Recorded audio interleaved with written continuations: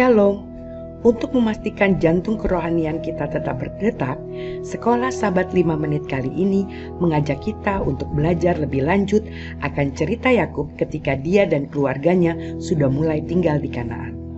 Di pelajaran yang lalu kita lihat bagaimana Yakub sangat kecewa dengan kedua anak-anaknya, Simeon dan Lewi, karena membalas dendam kepada penduduk sekitar atas kejadian yang menimpa adik mereka, Dina. Kali ini kita mulai pelajaran kita dengan membaca Kejadian 31 ayat 19 dan 32. Di dalam ayat 19 berbunyi, "Adapun Laban telah pergi menggunting bulu domba-dombanya, ketika itulah Rahel mencuri terafim ayahnya." Ayat 32 berbunyi, "Tetapi pada siapa engkau menemui dewa-dewamu itu, janganlah ia hidup lagi. Periksalah di depan saudara-saudara kita segala barang yang ada padaku, dan ambillah barangmu. Sebab Yakub tidak tahu bahwa Rahel yang mencuri terafim itu." Ternyata pada saat itu keluarga besar Yakub masih juga memegang berhala-berhala yang diistilahkan sebagai terafim atau dewa-dewa rumah. Walaupun Yakub sudah memegang perjanjian dengan Tuhan, ternyata dia belum sanggup untuk mencegah anggota-anggota keluarganya untuk tetap memelihara dewa-dewa yang menjadi suatu budaya di zaman itu. Intervensi Tuhan dapat kita baca di dalam ayat 1 berbunyi, Allah berfirman kepada Yakub, "Bersiaplah, pergilah ke Betel, tinggallah di situ, dan buatlah di situ mezbah bagi Allah yang telah menampakkan diri kepadamu ketika engkau lari dari Esau kakakmu." Ayat 2, "Lalu berkatalah Yakub kepada seisi rumahnya dan kepada semua orang yang bersama-sama dengan dia, jauhkanlah dewa-dewa asing yang ada di tengah kamu, tahirkanlah dirimu dan tukarkanlah pakaianmu." Semenjak awal sebelum sebuah bangsa yang disebut Israel terbentuk, nenek moyang mereka Yakub bersama istri-istri dan anak-anaknya ternyata memilih kelemahan manusia untuk menduakan Tuhan yang benar.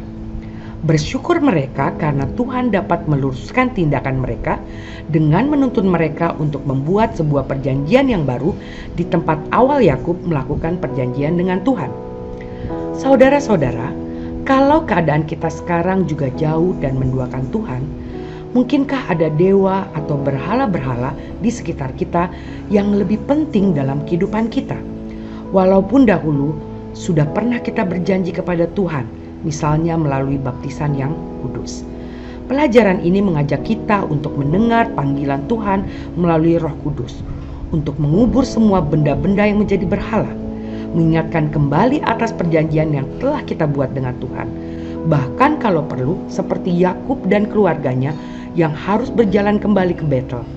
Mari kita berjalan kembali ke tempat atau ke waktu di mana kita menerima Yesus dan menyerahkan hidup kita kepadanya agar janji keselamatan itu tidak lepas daripada kita. Sepulangnya mereka dari Betel dalam perjalanan menuju Efrata, tepatnya di Betlehem, Rahel meninggal ketika melahirkan anak bungsu mereka, yaitu Benyamin. Awalnya Benyamin dinamakan Ben-Oni, yang artinya anak kesusahanku. Akan tetapi kemudian Yakub menggantinya dengan Benyamin, yang berarti anak tangan kananku, yang melambangkan arah tanah perjanjian. Dalam proses kelahiran ini terulang kata-kata nubuatan yang pernah dikatakan kepada Abram di Kejadian 15 ayat 1. "Jangan takut," dikatakan kembali oleh bidan kepada Rahel. Kata "jangan takut" ini menandakan bahwa Tuhan akan menjadi perisai bangsa Israel di kemudian hari. Di waktu yang bersamaan, anak pertama Yakub dari Lea yaitu Ruben meniduri gundik ayahnya yaitu Bilha. Yakub tidak menanggapi sama sekali ketika kabar itu didengarnya. Sepertinya Yakub sudah lebih berserah kepada Tuhan semenjak perjanjian keduanya dengan Tuhan di Betel. Pelajaran iman yang seperti inilah yang tersirat dalam daftar 12 putra Yakub yang akan menjadi nenek moyang Israel di dalam Kejadian 35 ayat 22 sampai 26. Bukan orang yang paling suci dan paling baik hati seperti yang akan kita lihat. Namun terlepas dari semua masalah, semua disfungsi, bahkan terang-terang sangat jahat seperti dosa Ruben dengan Bilha, kehendak Tuhan akan terpenuhi melalui keluarga ini, tidak peduli seberapa kacau keluarga ini sebenarnya.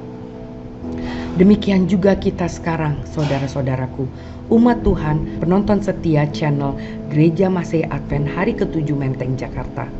Setiap keluarga memiliki disfungsinya masing-masing. Tetapi Tuhan kita penuh dengan kasih, memberikan kita kesempatan berulang-ulang untuk kita dapat kembali ke status kita sebagai ciptaan yang sesuai dengan gambarnya.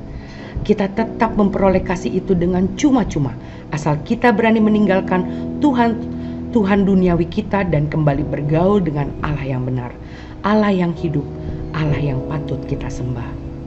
Sekolah Sabat yang bersahabat, bersemangat, semua terlibat. Jangan terlambat. Sekian Sekolah Sabat 5 menit kita kali ini. Jangan lupa like, subscribe, dan share. Tuhan Yesus memberkati.